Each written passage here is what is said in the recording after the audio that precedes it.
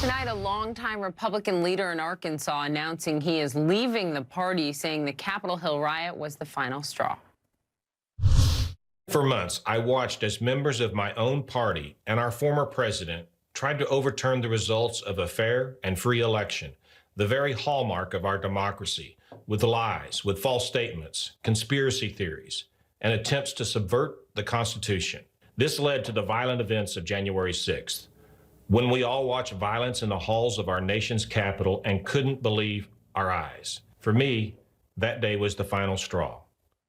Out front now, Arkansas State Senator Jim Hendren. Senator Hendren, thank you for being with me tonight. Well, thanks for having me, Poppy. You know, I know this was a gut-wrenching decision for you. It can't be easy. You come from a family, a long line of Republicans. But you say you haven't changed. Did the party leave you? I think so, Poppy. Again, the party that I joined way back when I finished high school and proudly cast a vote for Ronald Reagan and believed in the principles. And one of those principles was character counts and matters. But it was also the principles of conservative, limited government, a strong national defense, and so many things that I believe in. Those have all taken a back seat now to a personality.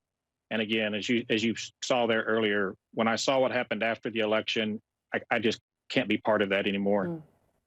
You know, it sounds like it was also not just what happened after the election. That may have been the final straw, but in your announcement, you laid out many of the things that former President Trump said years ago, some of them even during the 2016 election that upset you. Let's play that for our viewers. I heard people demonized as rapists and murderers. I watched the former president actively fan the flame of racist rhetoric, make fun of those with disabilities, bully his enemies, and talk about women in ways that would never be tolerated in my home or business. So you could have stayed in the party, like Illinois Congressman Adam Kinzinger has chosen to do, and tried to change it from the inside. Instead, you're leaving the party. I wonder if that means you think that the Republican Party should split. There should be a new center-right party.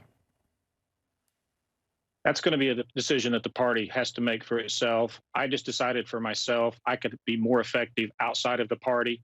You know, here in Arkansas, we've had a long history of conservative Southern Democrats working with conservative and even moderate Republicans to get things done. And it's hard to do that. The state of politics has got so partisan now that there's a tremendous resistance to people working across the aisle. Mm-hmm. So I believe, for me at least, in order to build something that is possible for that kind of productive government to work, I needed to leave the Republican Party because of just the extreme partisanship. For anyone who might not know, your uncle is the governor of Arkansas, Asa Hutchinson, was on the show last night, and he said he does not believe Trump should still be the center of the Republican Party. Listen to this. I couldn't disagree more with what Senator Lindsey Graham has said.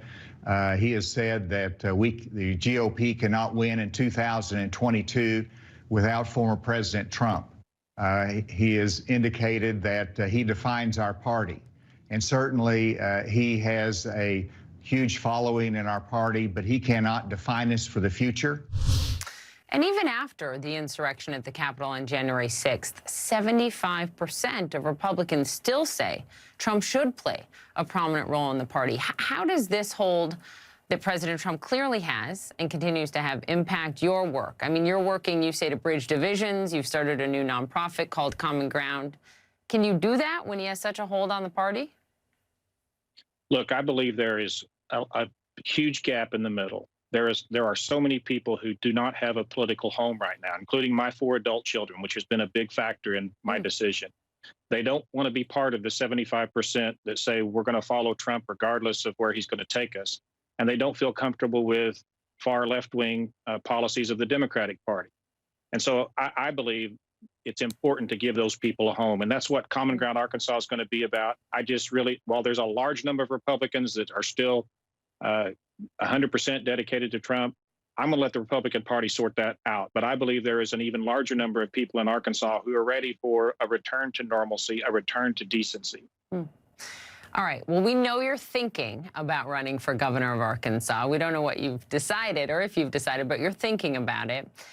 And it's in a deep red state. I mean, a state that voted even more overwhelmingly for Trump in 2020 than it did in 2016. The chairwoman of the Republican Party of Arkansas responded to your decision to leave the party. Let me read you part of what she told the local newspaper. This is nothing more than an attempt to garner press for a future independent candidacy for governor. What's your response?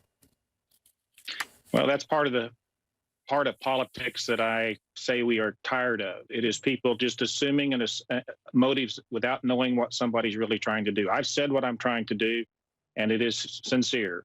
I'm trying to build something that is for the people who don't have a political home. It's not about a governor's race. Like every senator probably thinks about being governor, just as a U.S. senator thinks about being president. I've not ruled that out, but this is about something far greater and far broader than one governor's race in Arkansas. If I wanted to be governor, I probably wouldn't be leaving the dominant party in Arkansas. Right. This is about building a home for people who don't have one now. Right. It'll make it more of an uphill battle if you do decide to run. That's right. We appreciate you coming on That's right. tonight. Thank you. Thanks for having me, Poppy.